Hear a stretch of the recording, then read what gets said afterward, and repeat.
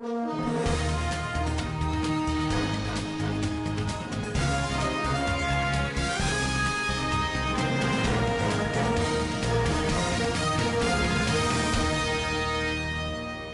and welcome to Standard Voice Television Global News. Today, 29th May 2026, equivalent Islamic calendar 12th Zulhijjah 1447 after the Hijrah of the Noble Prophet.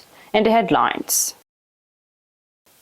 President Tinubu says tough reforms ended forex and subsidy rackets. Atiku Abubakar advises federal government to tackle insecurity and economic hardship.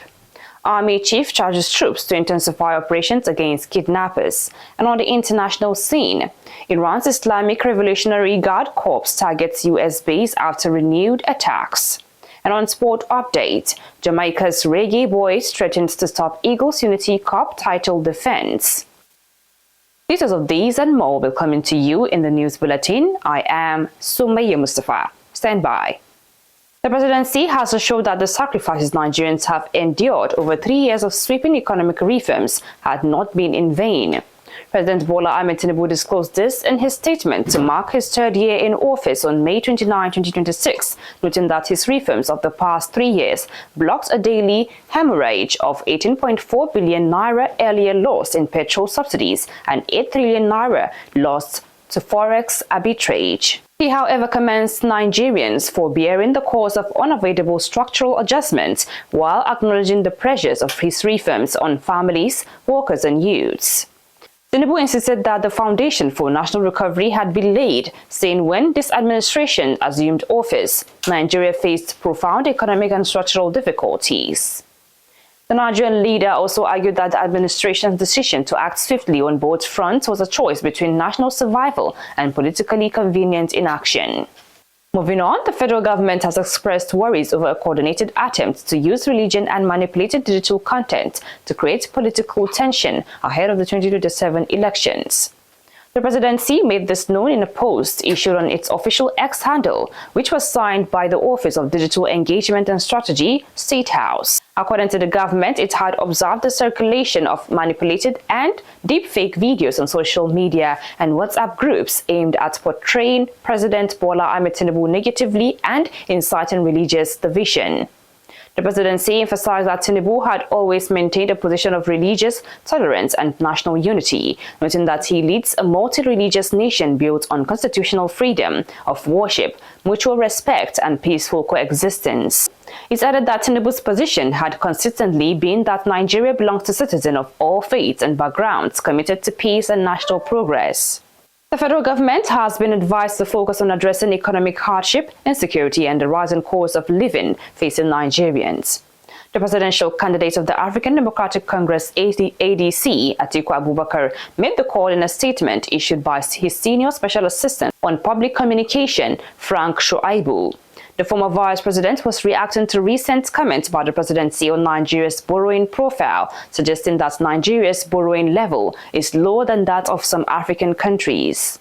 Atiku also said the presidency has once again demonstrated a dangerous disconnect from the grim realities confronting ordinary Nigerians. The ADC chieftain also expressed worry over the rate with which terrorists threaten citizens with impunity without an appropriate response from the government.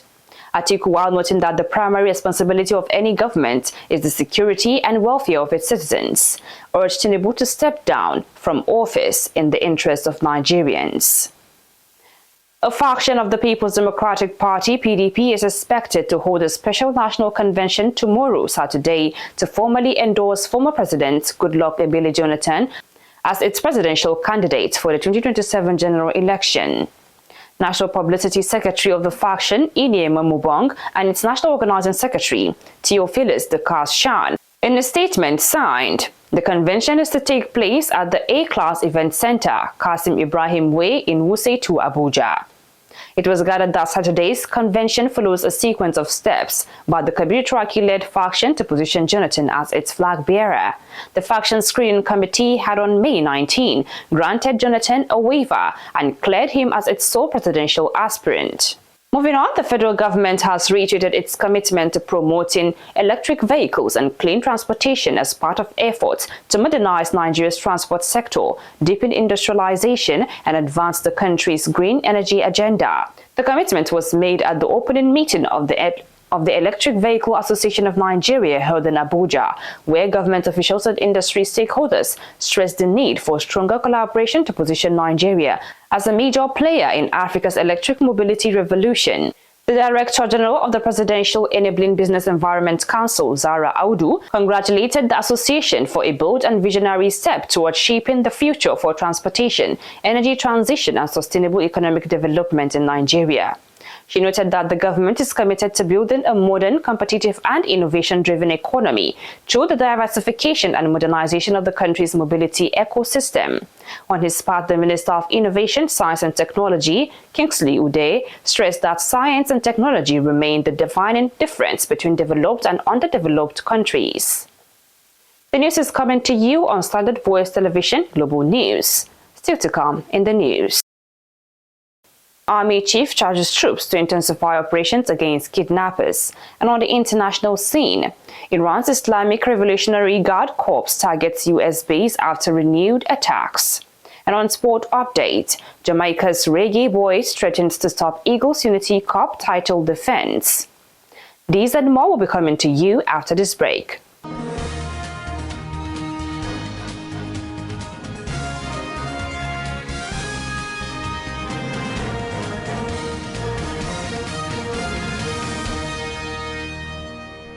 Welcome back from that short break, and now the news continues. Troops of the Joint Task Force North Central, Operation Savannah Shield, have been urged to intensify ongoing operations aimed at routing kidnappers, bandits, and other criminal elements threatening peace and security within the joint operation area. The Chief of Army Staff, Lieutenant General Waidi Shoaibu, gave the directive while addressing troops at Sobi Barracks, Ilorin, Kwara State, during his maiden operational visit to the headquarters. Acting Director of Army Public Relations, Colonel Apollonia Anele, in a statement in Abuja, General Shoaibu stressed that the Nigerian Army remained resolute in its constitutional responsibility of safeguarding lives and property. The Army Chief also assured the troops that requisite combat enablers and operational resources were being deployed to enhance ongoing clearance operations and dismantle criminal hideouts across Kwara and Niger State. Earlier, the theater commander, Operation Savannah Shield, Major General Y. Yahya, assured Shoaibu that troops of the operation would remain committed, professional, and steadfast in the discharge of their mandate to restore enduring peace and stability within the region. Still in the news, the Nigeria Center for Disease Control and Prevention, NCDC, has placed Lagos, the Federal Capital Territory, FCT, Kano, Rivers, and many other states on high Ebola preparedness alert following the classification of Nigeria's risk of importing the deadly Bundibugyo Ebola virus disease as high.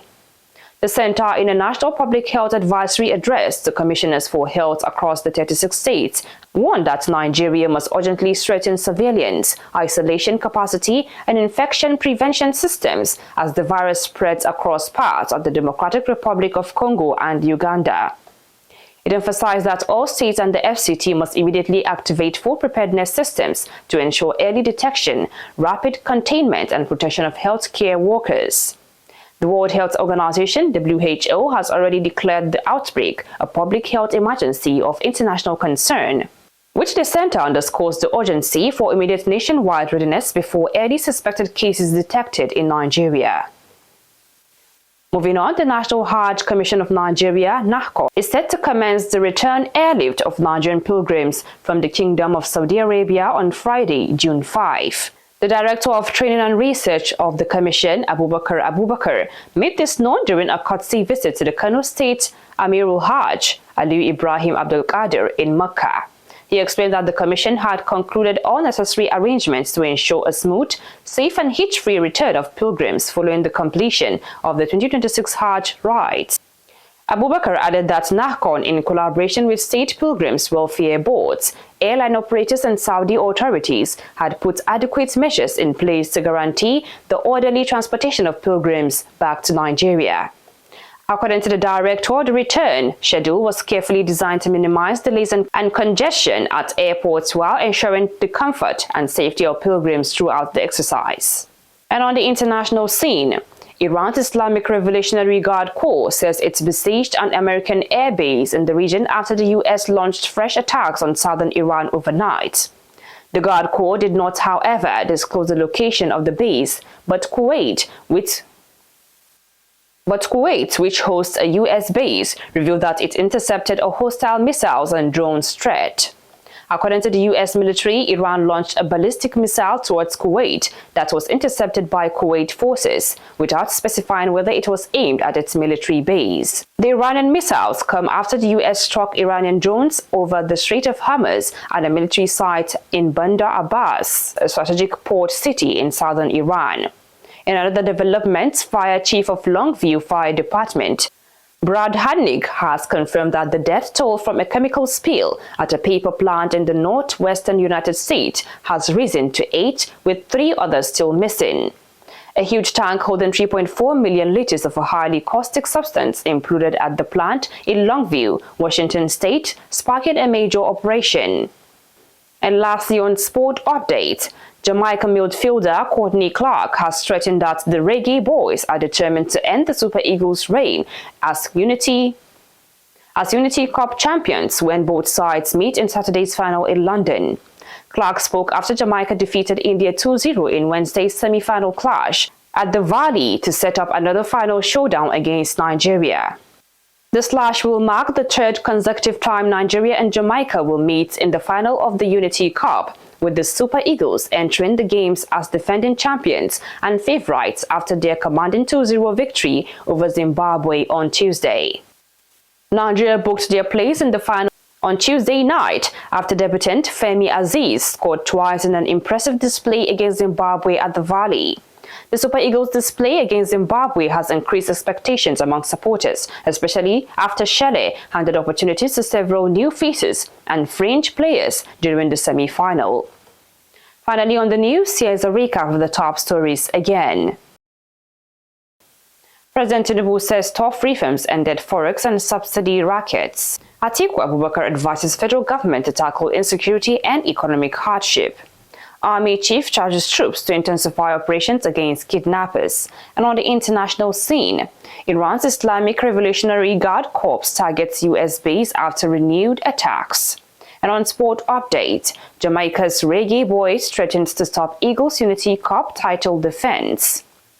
On behalf of the news editor Ilya Demoauta and the production crew, I am Sumaya Mustafa, thanking you and bye for now.